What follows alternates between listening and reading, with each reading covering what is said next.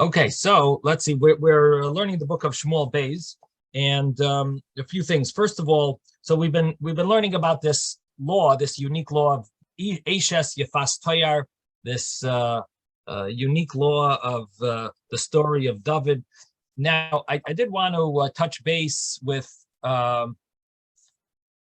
where exactly do we find David married this Eishes Yefas Toyar?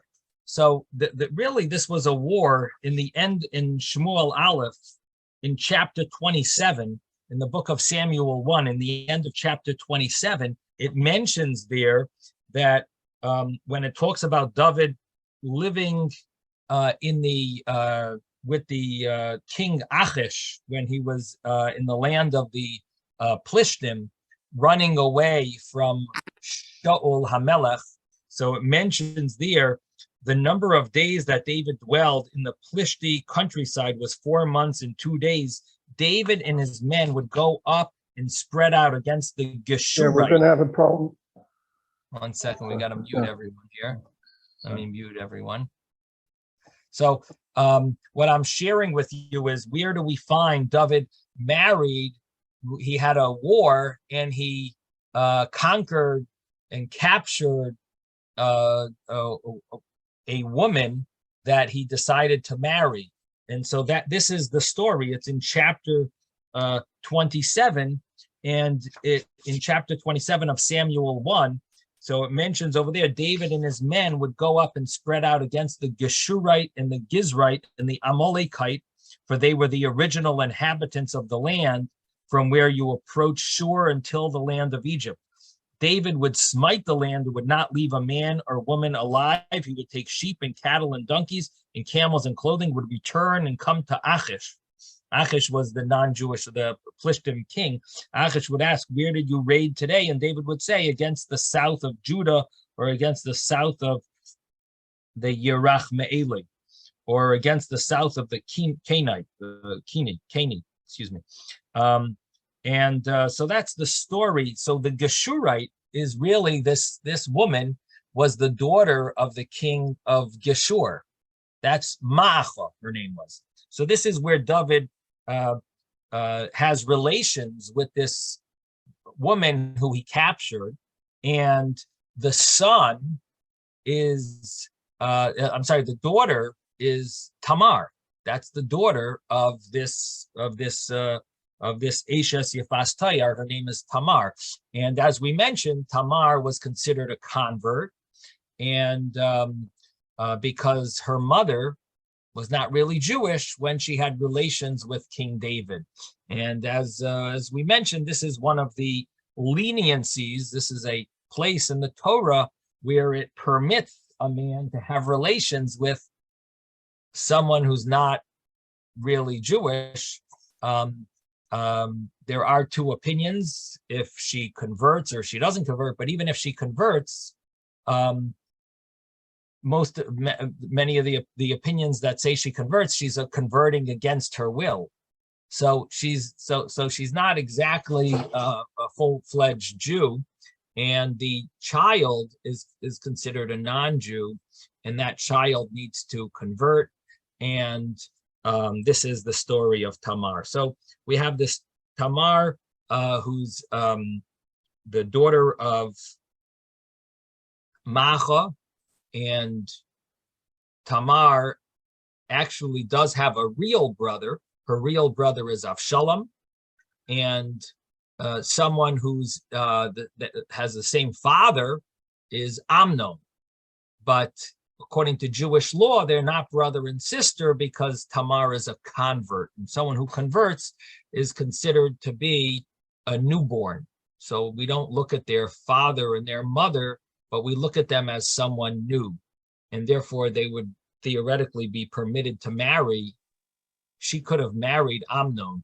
So this is the story that we're dealing with. So I'm showing you where this originated from, where she had this war. Yes, Ben. Avshalom is the oldest, right? He's older than Tamar. No, Tamar is the oldest. Tamar is the oldest? Yeah. So she is the first one, okay. Yeah, Avshalom would be full-fledged Jewish. I see. Tamar needs to convert. Okay. But was she genetically his daughter or not?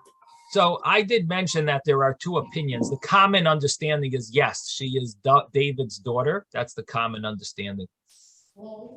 But I did mention there is Okay, sure. a less Legally, yeah, known view that she was from a previous sure. marriage. And Amnon was David's genetic son also. Amnon is from another wife that was a real wife, not a Ashes Yefas Toyer, not a wife that he captured. Okay. But this is Okay.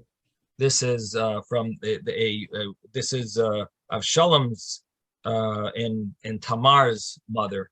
Okay, so okay. Thank you. No problem. Now we saw, the truth is we saw about David's children in chapter 3.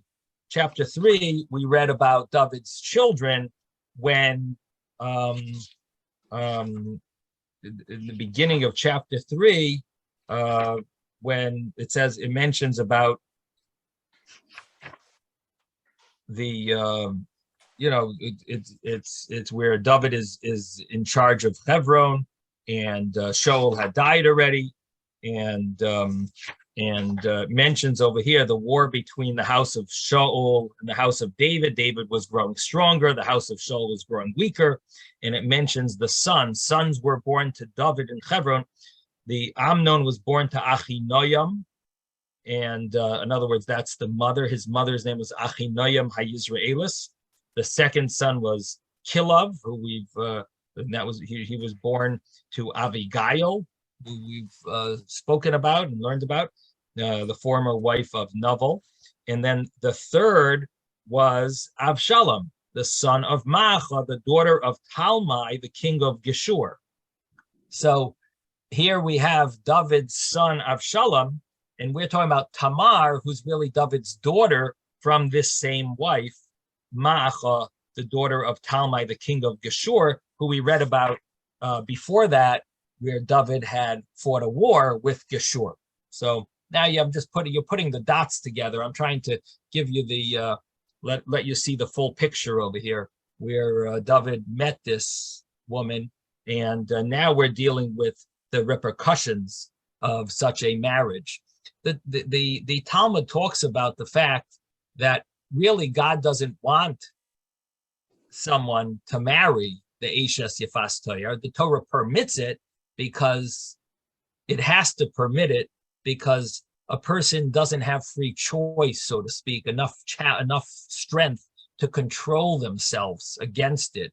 But really, God doesn't want you to marry this Eishes Yefas Toyer, this woman who's a captive. And the Torah even implies that if you do marry such a woman, you're going to have a son who is a ben sorer umoira, a rebellious son. If you marry this woman, you will end up having problems from this marriage. And it turns out that Avshalom, who we're going to read about this even today, a little more, we're going to read about Avshalom. He has a great element of rebelliousness to him. We're not going to see the full extent of his rebelliousness, but we will see a substantial, terrible thing that Avshalom does, and that is hinted to in the fact that the Torah puts the law of marrying this captive next to the laws of the rebellious son. So what we read about in the Torah portion 2 weeks ago, and the juxtaposition of these two laws is really connected to this story here, where David marries this woman Maacha, and ultimately the son is considered to some extent a rebellious son, ben sorer umayra. Now the Talmud mentions, according to many opinions, that there was never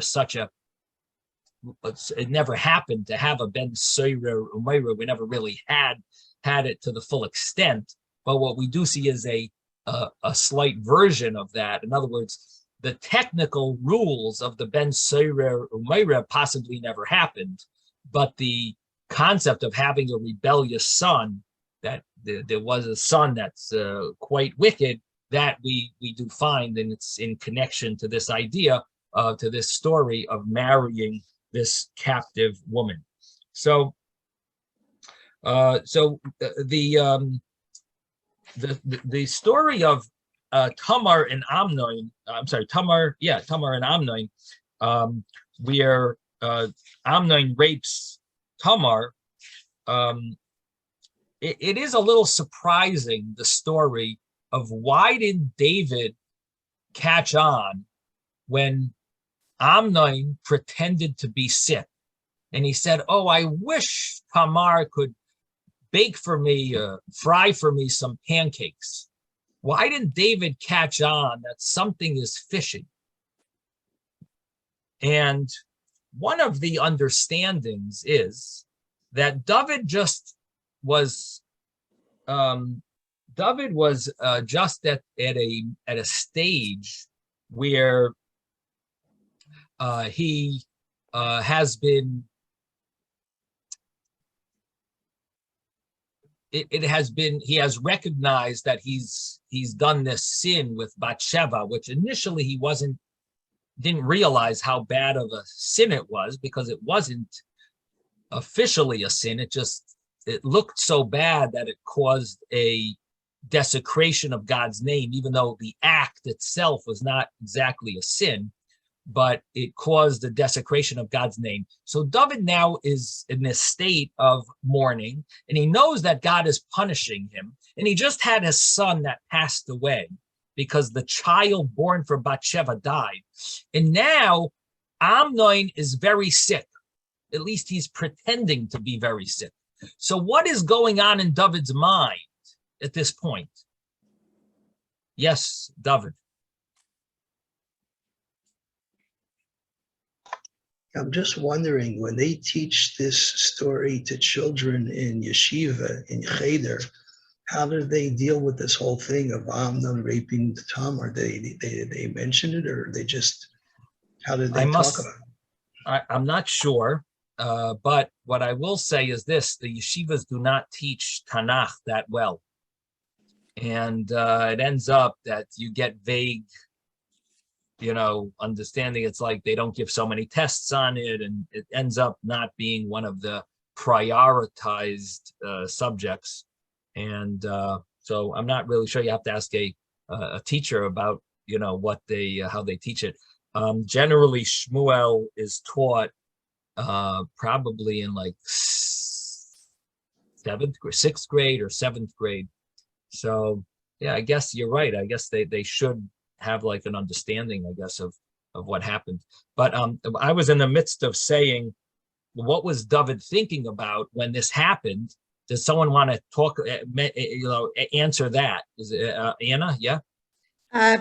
My first question is, was Solomon in the same situation because his mother was, or she was a Jewish woman? Solomon was totally a different story. Bathsheba was okay. Now, in regard of his decision, first of all, I believe that a person or any parent who lost one child would be twice as careful with someone else who will say that they're sick. This is one thing. Okay, good point. Second, I believe that by nature, because he was a person who truly believes in humanity, and we know that the way he participated in burial of Shaul, the way he was very human in treating so many of his enemies. Sometimes a person like that cannot even understand the wicked mind or any other attempts to do something that is so immoral. Third, again, I got this information from from the fictional book that I read. It was very interesting, many details, but it was a combination actually of Amnon and the brother of Tamar, who somehow connected together, united together, even though No, Yonadav, a relative, but not a not her Yonadav. The yeah, verse talks someone, about Yonadav, not I a thought it brother. was a brother of David. David's someone brother's son. yeah, That someone was very interested in providing a situation where it could happen. And Tamar, from what I read about her personality, was a very, very loving and caring person, in addition to being beautiful. And she was very young. That's why it was very easy to make the situation happen. If so many If that doesn't answer why David would allow it. That maybe answers why she was vulnerable. he did not expect, in my opinion, he just could not even suspect his own son To and do his such a thing. own daughter to do something like that. And second, he was not really in a clear mind to judge the situation in the best of his, possible. Right. It's just so many things: his personality, his trust in people, his human understanding of all kind of situation, and his own problem that he was suffering so horribly from the death of a baby just shortly before that. He was definitely afraid that his second child can be sick and, God forbid, die, especially morally. When he didn't feel good, he understood that it's a God's punishment for his maybe not as kosher behavior as he thought. Okay, Right. that's Very fine. well said, Anna. So Anna just really gave us a tremendous amount of information that really is very apropos and connected to this idea. Number one is David is expecting some type of punishment. He knows he's supposed to get like 4 punishments for this sin that he did, and he's very nervous about Amnon dying. As Anna says, he just had a son die. So the trauma that he's going through, but even more than that maybe is the fact that he knows he's getting, he's in the midst of getting punished by God, and he's very nervous about Amnon's situation. So that could be, we're just giving some ideas and thoughts of why maybe he didn't catch on to this situation of where Amnon is tricking his father in getting him to send Tamar. Now, Tamar was considered a very modest girl, and that's, that's, but what is interesting is she is a very, she's very verbal and explains herself very clearly of why what he is doing is foolish. It's not like she was shy. She was very solid in her, and how she expresses herself, to the extent that some explain that that's why Amnon was so angry at her, because she really put him in his place. She told him off. Then this is Amnon. You have to also understand, and maybe I haven't emphasized this until now, and that is that Amnon possibly thinks that he is going to be king next after David, because Amnon is the oldest, and Amnon thinks he'll be king, and it could be it wasn't known that the promise David made to Bathsheba, and therefore even though David made a promise to Bathsheba that the next child will be king, could be that wasn't well known, and Amnon thinks he's the crown prince. And so he, being in that state of thinking, of being in that situation where he thinks very highly of himself, and he's expecting to be the king. It's really embarrassing for a woman who's a convert, the daughter of a wife that his father shouldn't have even married, so he's looking down at this woman, probably, of this, especially, the way he's thinking, he's the next king, and who is she? And she's telling him off as if she's the big scholar of the day. In those days they didn't have the Levi Yitzchok Senior Academy where we have women becoming scholars over here. They didn't, and here she's telling him off, and it must have been very embarrassing, and it wasn't. It was very. It must have been a tremendous embarrassment. So anyway, this gives us a little understanding, I think, of how David possibly could have not caught on. I wanted to add something to it. Yes, sure. I wanted to add that the state of mind that King David at this time was that there was a problem with the marriage of Bathsheba, and the boy died. There was also not completely perfect marriage with the Eshet Yifat Torah. So now he says maybe Tamar is the next. He wasn't thinking of Amnon.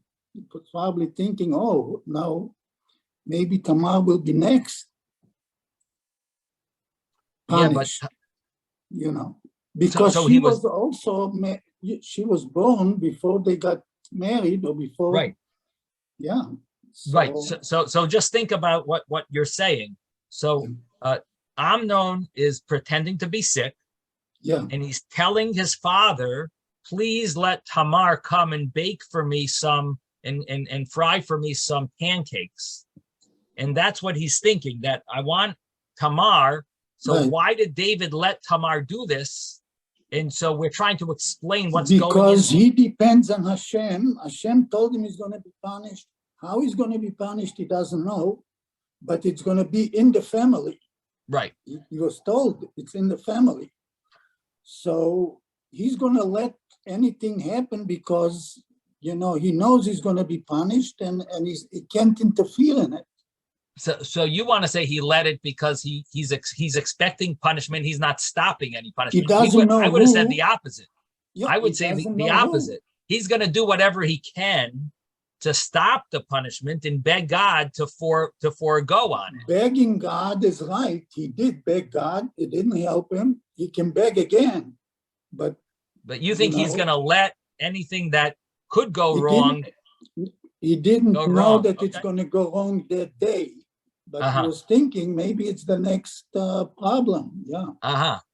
That's a very high level. That, in other words, what you're saying is David was sort of like, if this is God's, it sounds like this is what God wants. That's an interesting way of thinking about it. I would think the opposite, but I respect your view. Yeah, but he knows it's going to happen. He knows, right. A few of his kids are going to get in trouble in the family. Right. Okay. It's a high level, and it takes someone on a high level to think of that. So very good insight. I'm impressed, Ben. That's a interesting way of thinking about it. Yes, David.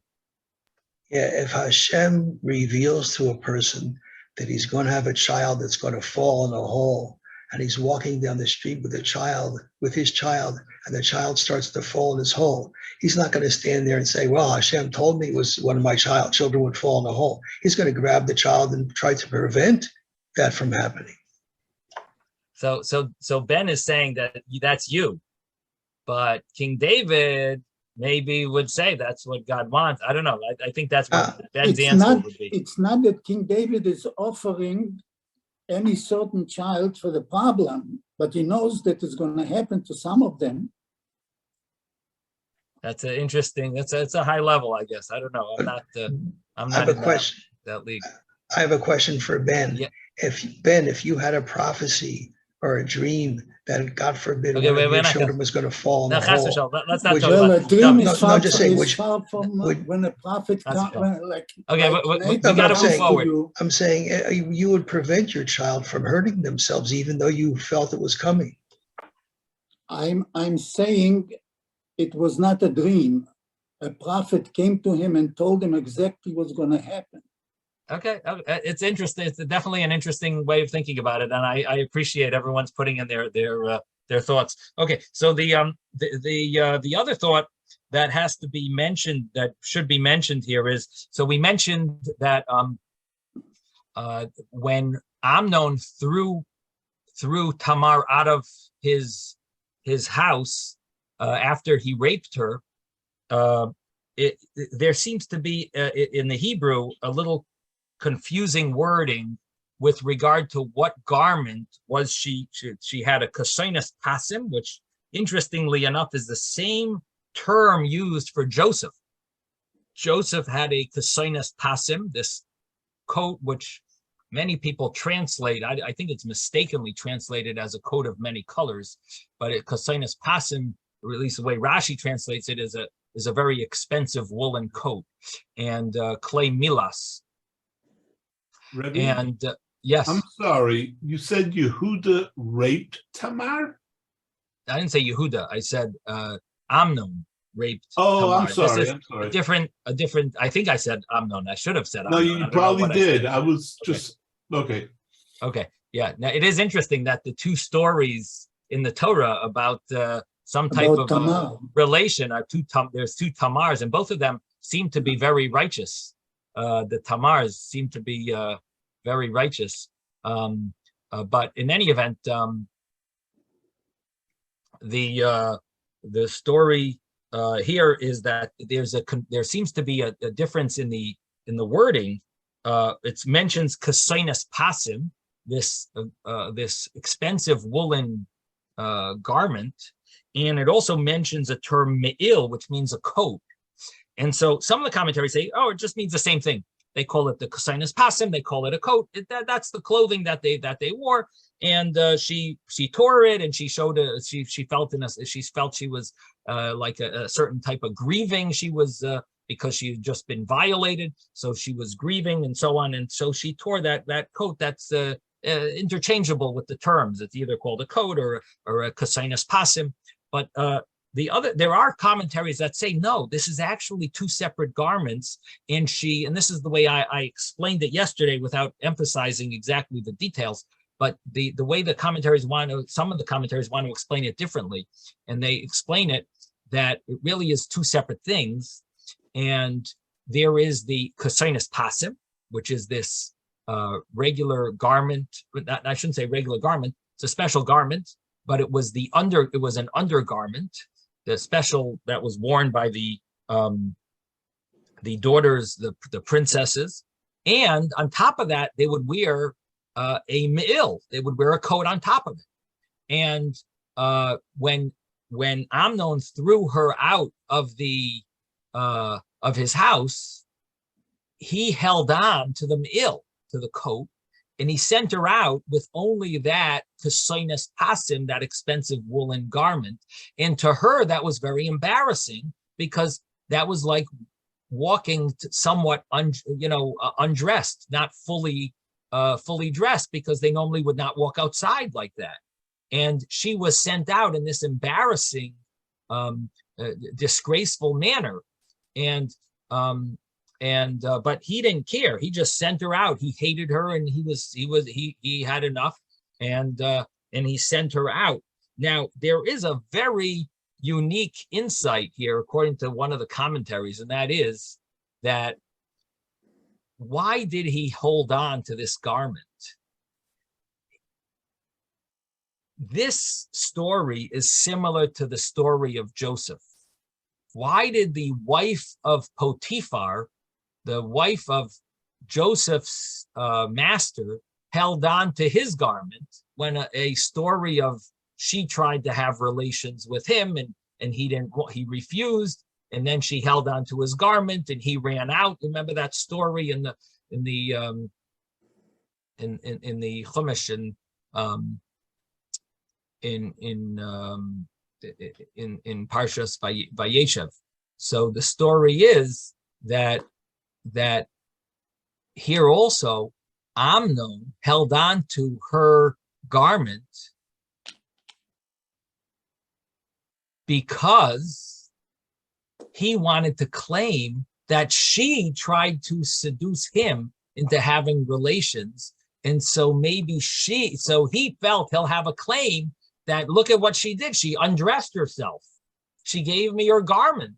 She put it down over here, and she was interested in having relations with me. So he sort of felt like he was going to have some claim. Now, it doesn't say that clearly in the verse, but the term that it compares it to Kasainas Pasim gives maybe a potential for such an interpretation. Anyway, one of the commentaries mentions that interpretation, that he had a claim that he wanted to lie and blame it all on her, that she was the one who tried to, convince me to have relations with her. And that's why she left her garment over here. Look at it. I have her coat. Yeah. Yes, Ben. I'm not sure, but I think I read somewhere that Ketonet Pasim was supposed to show that she was a virgin. Mm-hmm. That's why they mention it. Uh-huh. Okay. I mean, that's that would, right. Well, it does say that Benois Hamelach Habesulais. That's what they would wear, the ones that weren't married wore that garment. That garment, yeah, the virgins. But but in the end, he threw her out with that garment. In other words, she was wearing that garment. She was wearing the garment, yeah. She was wearing the Ksainas Pasim. She wasn't wearing the Me'il. But she knew once she leaves from his room running, they knew that she was raped, Well, she was crying and Vatelech Haloich Bezaka for virgins. Yeah. So I'm just seeing that Rabbi Wernick is not here yet. Okay, we'll continue. So right, I don't see him. Okay. Yes, Anna. It could be a possibility that because he was a very he felt so good about himself, he's going to be a future king, everything that allowed him to do. That's why he kind of really tried to use his own power.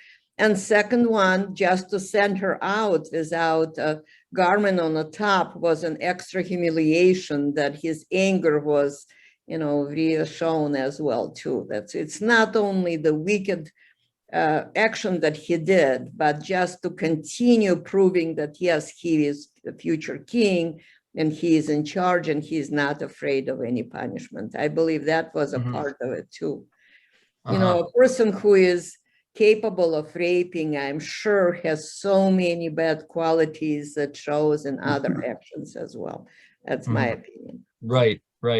Well, it seems like he's just so and feels such guilt from this foolish, terrible act that he did, cruel act that he did, and evil, which is probably unheard of in the Jewish. Maybe in other countries, maybe that wasn't so surprising, but at least amongst the Jewish people, this was something that was unheard of. So he feels such guilt, and he's just blaming it. He's just putting that guilt and just pushing it on her. But in any event, thank you for your thoughts about explaining why he does this, why he's sending her out without that garment. Okay, so the verse that we're going to continue is that. So we mentioned that Amnon, that Tamar had a brother, and the brother saw her when she left, and he said, "Was this what Amnon did to you? Was he with you?" And he said, "Don't worry, you'll stay in my house." And so he took her into his house. Now, then of course David heard about this, and then it mentions that Avshalom hated Amnon because of what he did. He violated his sister. Now, I do want to mention that how did this all come about? This all came about because David allowed Tamar to be together with Amnon. Now, we have a law that prohibits something called yichud. Yichud is the seclusion with a woman. A man is not allowed to be secluded with a woman. Now, according to according to law, in the time of David's time, this was a prohibition that only applied to a married woman. A married woman, you would not be allowed to be together in a closed area with a married woman. Tamar was single. Being that she was a single girl, she was not married, so Amnon had the ability to tell his servants, everyone has to leave, Tamar will be alone here, and she will feed me, and I'll feel better. So that allowed, because it was permissible for her to be secluded with Amnon, that's what caused there to be this potential raping, which ended up happening in this scenario.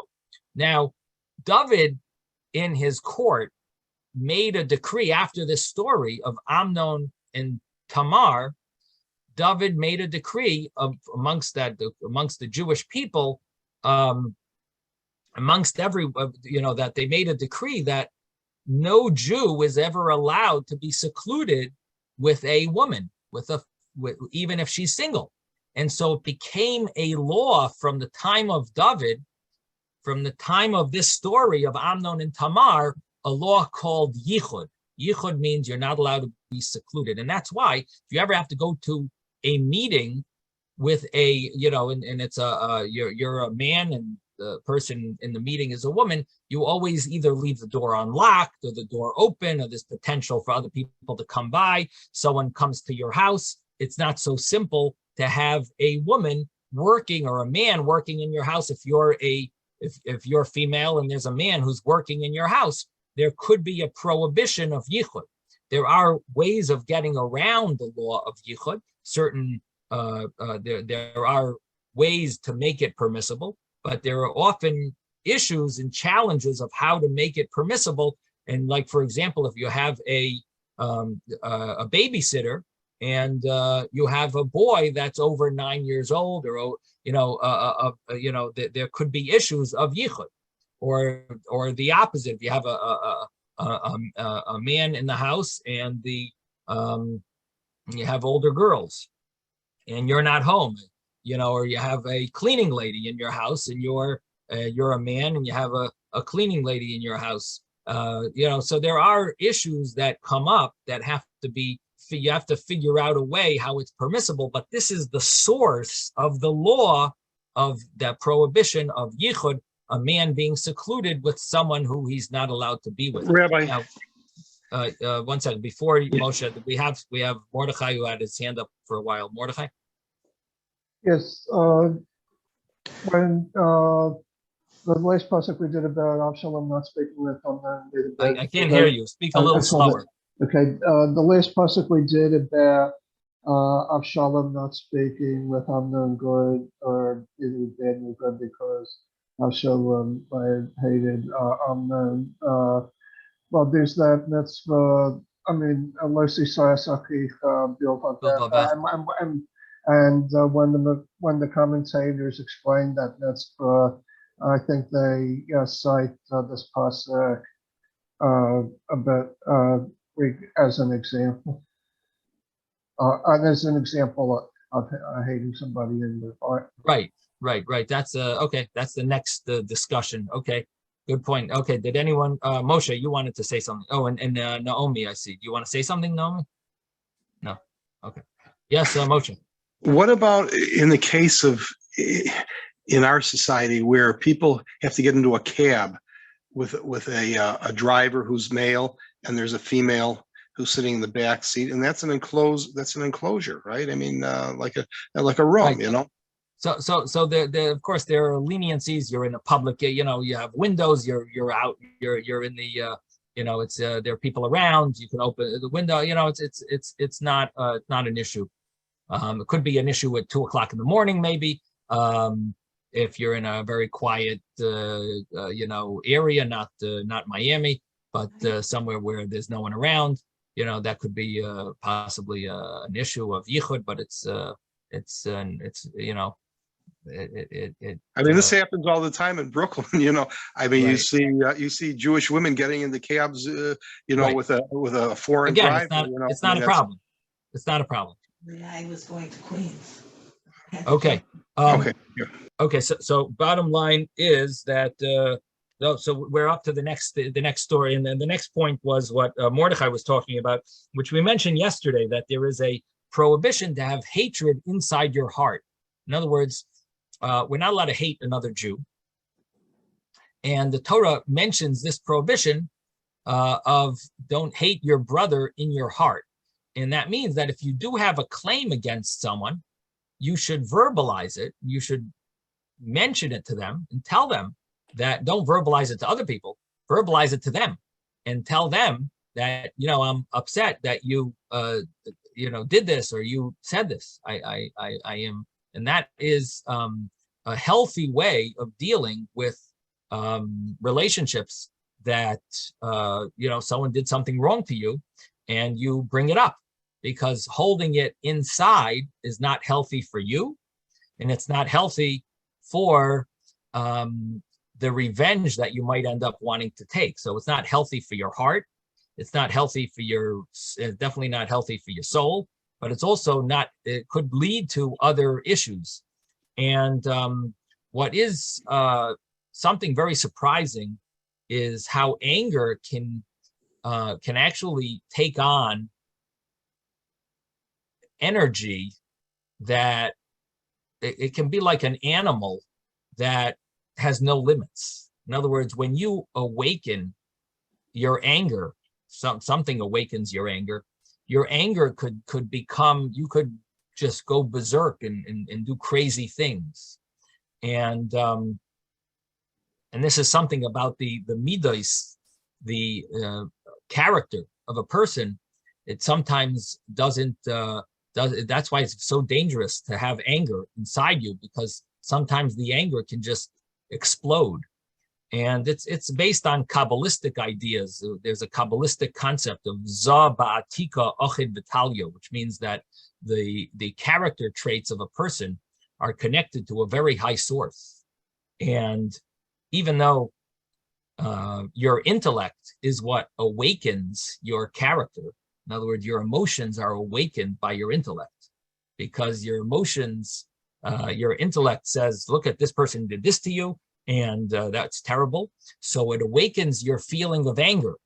But then all of a sudden your anger takes on an entity of its own, not based on intellect. It becomes like it's attached to a very high source, much higher than intellect. The source of intellect is lower than the source of the emotions, and therefore the emotions could become. So it's very dangerous if you don't make someone angry, because you never know how crazy they could be. If they get angry that you cut them off, they could take out a gun and shoot you. You know what I mean? Like, imagine crazy things happen in the world. You cut someone off, or you didn't, you took someone else's parking space or something. And what do? They take out their gun. What? In Chicago, exactly. People act crazy. Now, of course, we hope that this doesn't happen often, but the concept is there. And here we have the Torah telling us that person should verbalize, should express if they're angry at someone, because if you're angry at someone, you let it out. So that allows allows your anger to subside a little. But if you keep it inside, then you're allowing it to brew and grow and become, bacteria grows on it, and it develops, and it becomes a whole, a real dangerous mold that sometimes can blow up and explode. It becomes a bomb. It's a time bomb. And this is why. So this is what we see here, where Avshalom, he has this anger. He's angry he's angry at his father. Why didn't he punish Amnon? He's angry at Amnon for, of course, he deserves to be angry at Amnon for violating his sister, but he didn't allow it to somehow subside and discuss it with his father, what he should do. Instead, he just kept it inside, and it just blew up. And we'll soon see that Avshalom kills his brother Amnon because of this terrible thing that Amnon did. He violated his sister. Yes, Susan, did you want to say something? I just wanted to say something that one time when I was 16 years old, somebody tried to do something I didn't want them to do. And I got very angry and I said, don't do that. And they laughed in my face. Mm-hmm. They thought it was funny. They didn't take me seriously. And they continued to try to, they were driving real crazy in the car. And I was so upset. We were at a light and I got out of the car because I was scared and I was angry because I wasn't being taken seriously. Hmm. And I never forgot that. So Wow. It was a horrible experience that somebody didn't take me. Right. I was afraid and somebody could give a you know what about my fear. Hmm. Right. Wow. Okay. Thank you for telling us that. Just one second, Felice. Anna has her hand up for a long time. Yes. What would be your suggestion if it's a similar situation? It's two Jewish people, two adults, and one did something, lied and did very, very unpleasant things. And after you told him that it's not, it's not allowed, we will not do that. I will prove many times that you were wrong because it was even financial situation involved. And the reaction was not existing, but then for years, it was someone who was trying to use any possibility to create some pain, to create some kind of complications in your life. What would you do if the explaining it to his face would not really make any difference? And it's not only to one person, it's to many people in the same community. There's not a simple answer to that, but there's one in every community, don't worry. they're rotten apples. But the thing is that one of the ways of dealing with these type of challenges is having more trust in God. That if we really trust that God punishes those who need to be punished, and of course you have to protect yourself, but if you have full confidence in God, then you don't feel the need to really punish those that deserve to be punished, because God will take care of them. And we have to be happy with the fact that we are not dishonest, and we're proud of who we are, and we pray also for them to get healed. So that's one of the things when you think about them in a positive way, that who knows what led them to where they are, and how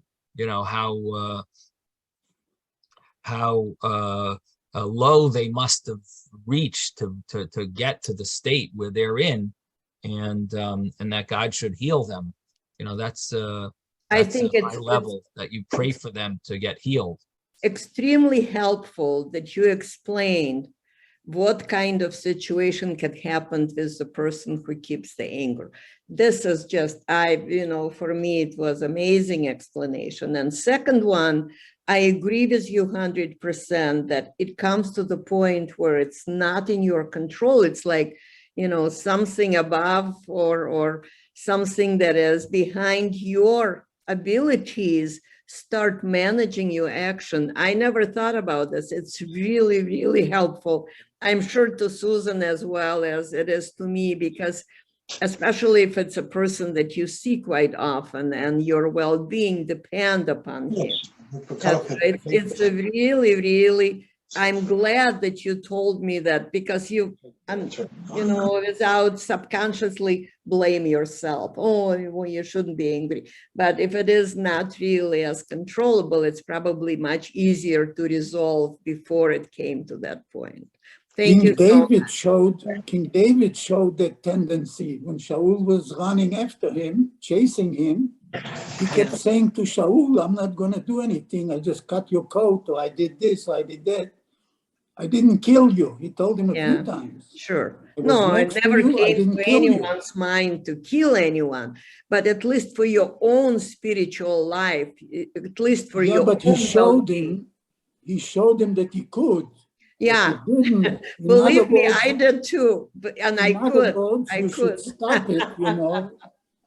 Yeah, I'm Ver- glad, Ben, that you told me it's one in every community because There I is. was lucky enough never face anything like that before. I think that there's so many good people around us that an Yeah, exception yeah. can be from any rule. Anyway, thank you. It really gave me a wonderful peace of mind. I appreciate Okay, sure, that. sure.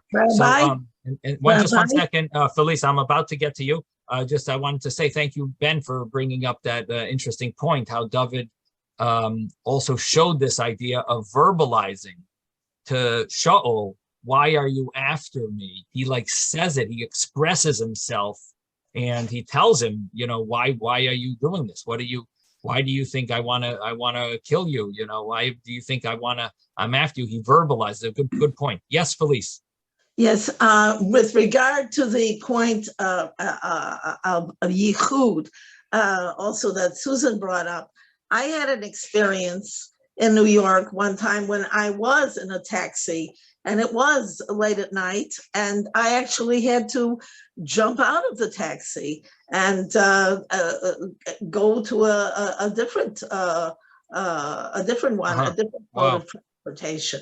Wow. So I just wanted to point out that yes, there is a possibility of such things, even though it had nothing to do with anything that I was doing. It was just, because it was maybe not night, but it was in a taxi, so Right. I had to escape. Right, yeah. Now, I should mention about this laws of yichud, there are discussions among the halachic rabbinic authorities of the fact that if there is a video camera that is constantly being watched, in other words, not just being recorded long term, but let's say it's being watched, is that considered like you have other people with you and you're not secluded, you're not in seclusion? So there could be some leniencies there with, it's discussed, I'll put it that way. And then the other thing is the fact that it is going to be watched, even if it's not being constantly looked at now, but the fact that it is being recorded, does that also give it any room for leniency? So these are some laws about the rules of yichud, how they apply nowadays, applying it to today's day and age, if there are any extra leniencies with video cameras and so on. But the bottom line is that there is a rule based on this story. David HaMelech made this decree of yichud, of the prohibition of being secluded with someone of the opposite gender. Now we're up to verse 23. Verse 23, it says, it happened 2 years later that they were shearing Avshalom's sheep in the plain of Chatzar, which is in Ephraim. Ephraim is one of the tribes, that area. That's where Avshalom's sheep, where he was doing the shearing. And this was considered a very special event. And Avshalom invited all the king's sons. So the story is that Avshalom invites them all to come to this special event. Now, verse 24 says, Avshalom came to the king and he said, behold, they are shearing for your servant. Let the king and his servants accompany your servant. In other words, I want the king, I want my father to come. So he invites his father, David HaMelech, to come to his party. The king said to Avshalom, no, my son, let us not all go so that we do not overburden you. He importuned, but he would not consent to go, but he blessed him. Avshalom said, if not, then let my brother Amnon go with us. But David said, why should he go with you? And Avshalom importuned him, so he sent Amnon and all the king's sons along with him. So here, Avshalom tricks David to send Amnon. Now, keep in mind what's going on here. Avshalom is Tamar's brother, real brother. Avshalom has been hiding his anger inside him for 2 years. And Avshalom is angry that Amnon raped Tamar, raped his sister. So Avshalom is convincing David HaMelech to let the other sons, the other princes should come to his party. And so he invites David as if David is going to come. And of course, David is not coming to this party that he's making. David is the king. He's not coming to, even though it's his son's party, but he's not coming to his son's wool shearing party. And but he says, but Avshalom convinces him, what about let Amnon go with us? Now, one of the ideas behind this seems to be that, listen, if you can't come as the king, at least your son, Amnon, who is the crown prince, maybe he would come almost like in your, instead of you. And in place of you, he could, let him come. So David feels like, okay, fine, I'll send him. So here, Amnon is coming to this party, sort of possibly because David is sending him. Now, Avshalom was very sly in a certain sense. Number one is he's holding this anger inside him. And number two, he's waiting 2 years. Why is he waiting 2 years? Well, he's waiting an amount of time that no one is going to be so nervous. He's going to what? He's going to kill Amnon? He didn't kill him until now. So if he would have taken revenge right away, Amnon was obviously ready for people who want to take revenge against him. He's got his sword all set, and he knows that he has some enemies.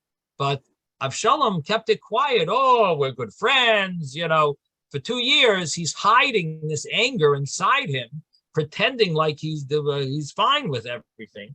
And so now he's about to do this act of killing Amnon. Of course, he gets his servants to kill Amnon, but he's doing it in a way that Amnon is not, he doesn't have his shield on him. He's not holding up his shield. They think that he's thinking, oh, okay, he's accepted already back in the family. Now, the Talmud Yerushalmi says an interesting thing. It says that Amnon decided to study Torah for 2 years to protect himself, because Amnon was nervous that maybe someone would take revenge. Obviously, Avshalom would be the right one to take revenge. Amnon decided to sit and learn. So that's the 2 years that it mentions here. For 2 years, Amnon was studying Torah, trying to protect himself from this terrible punishment that might come upon him, or a revenge that might come upon him, I should say. And so he studied Torah for these 2 years. And the other concept is maybe for 2 years is the amount of time that he would have, protected himself. And after 2 years went, he started losing his fear and was a little more comfortable, just not without being so nervous. His nervousness left him. He felt, oh, I'm safe now. Yes, Ben. I wanted to say, if David felt any guilt when Tamar was raped, why is he allowing now Amnon to go to Avshalom? So again, you see, it's the same situation. He says God is going to take care of things. I'm not getting in the middle of it. Again, this is your way of seeing this, and it sounds like an interesting insight the way you're interpreting it.